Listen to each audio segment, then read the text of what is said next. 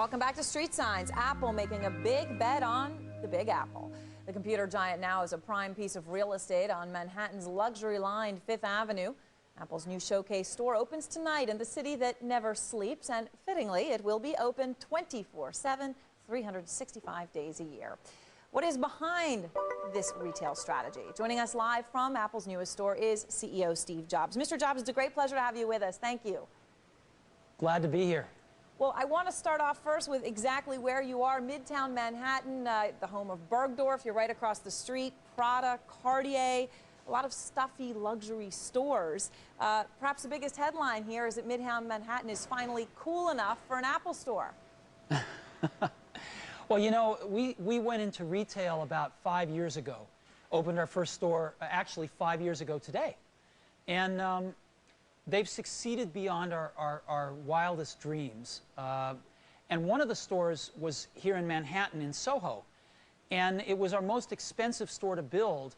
And we were a little concerned that, you know, how much business would it do? And it's just, again, done phenomenal business. We've got so many Mac users here in New York. And that store has gotten so crowded that we realized we had to open a second store in New York City.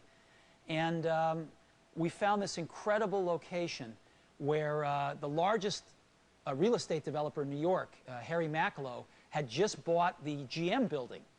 And he saw our Soho store and he said, "You've got to be in my new building." And we said, "Well, where do you have in mind?" And he said, "Well, underneath the plaza, there's some stores." And we said, "Subterranean? Are you crazy?" But we called him back a day later and we said, "We got this crazy idea. What if we could redo the plaza and make it this beautiful plaza? We'll put our store underneath it, and we want an entrance right in the middle of the plaza." And he said, "What kind of entrance?" We said, "How about a 32-foot glass cube?" And he loved the idea, and we got it through the city, and we built it, and it's opening tonight, and we're pretty excited about it.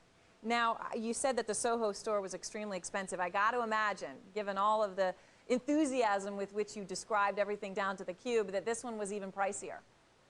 Well, you know, what's interesting is we've never believed in the philosophy of having flagship stores that don't make money. Every single one of our stores makes money. And so, although we do spend a little more on these stores in New York, you know, construction is more expensive, and we also, you know, they have to stand up to a lot of use. They still do very well for us. And now here's the big question, and our producer Ellen Egas, she was very interested in this one, the 24-hour concept. What is this going to be, the biggest pickup location in all of greater New York? You know, one of the things we decided very early on was we wanted to provide great service to our customers. And so half the employees, we have 300 employees that will work in the store.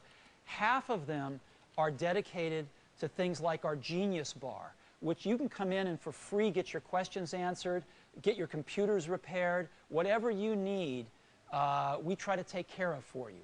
And so we're highly service oriented. And it's gotten to the point with our Soho store where we open at 6 o'clock in the morning to serve people at the Genius Bar, and we don't close till midnight. And we thought, you know, it isn't very much further to go where we could just try a store that's open 24, 365. And so if you're, you know, you're working on your film editing, and at 2 o'clock in the morning you've got a problem, we're going to be there for you. All right, so a genius can meet a Bergdorf blonde, but here's the big question. Is this another way of your saying to your customers that you're continuing to expand in retail and they're not going to be able to buy a Mac ever in a Circuit City or a Best Buy? Oh, no. You know, I think, again, we have partnerships with both Circuit City and Best Buy. We sell primarily iPods through them. But you can buy Macs in a lot of independent resellers. It's just that we want to invest more to make an even better buying experience. And I think the buying experience and the ownership experience of owning a Mac is maybe the best of any product I know. And you know, it's because of the investment we're making in these stores and because of the passion we have for really taking care of our customers. But you're willing to expand then the distribution beyond the stores, because it's interesting. You've got the Intel chips now. You've got computers that can run OS X as well as running Windows. Is your goal eventually to have Apple be even bigger, to sell to corporations, so that there's not a Dell here on my desk at CNBC, but a Macintosh? Well, you know, one of the advantages we have is we have a market share of around 5%, depending on which market research firm you listen to. And, you know, you could say, well, that could be bigger, and of course we'd like it to be bigger. One of the advantages is, you know, we've only got to convince 5% of the rest of the world to buy a Mac, and we've doubled our market share. So clearly these stores we're hoping will help us grow our company. And indeed, almost half the computers we sell in our stores are to people that have never owned a Mac before. But you think you're going to get a 10% market share in the U.S.? You know, we don't predict, but we'll be glad to tell you how we're doing. All right. Well, let me ask you this then. In terms of your growth internationally, you talked about that. Is that going to be a big focus for you? Because a lot of analysts I spoke with, they said, hey, the one thing we want to hear from Mr. Jobs is, are we going to hear any plans about a big overseas expansion? Because they don't feel they've quite heard it yet. In terms of our retail stores? In terms of Apple overall, one of the best-known brands in the world, but in the iPod, for example, not as ubiquitous, certainly in Europe, as it is here. Well, iPods are extremely successful in the UK, and I think we are the #1 MP3 player in France and Germany and many other countries in Europe, but we can always do better. And as you know, we sell, I think, over 40% of our revenues come from international sales today.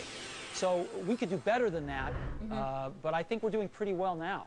And in terms of your chips, I know you expanded, obviously, to Intel. That shook the tech world. What about AMD? You know, AMD's got some interesting products at the very high end of the server space. But the part of the market that we concentrate on the most is notebooks and consumer desktops. And for that, Intel's got the best chips.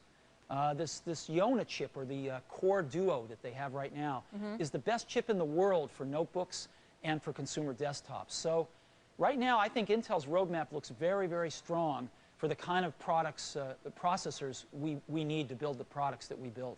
And Mr. Jobs, last question. I have an iPod Shuffle, and I am very curious and eager to know when I might be able to buy an iPhone. Can you tell me when that'll be available? You know, we never talk about unannounced products, so if we ever do announce something like that, I'd love to talk to you about it then. All right. Well, we appreciate your joining us. Thanks again, and good luck with your newest store. Thanks a lot. All right, Steve Jobs, the CEO of Apple. Well, Intel and Dell no longer joined at the hip, and the NASDAQ is headed for the worst losing streak of the millennium.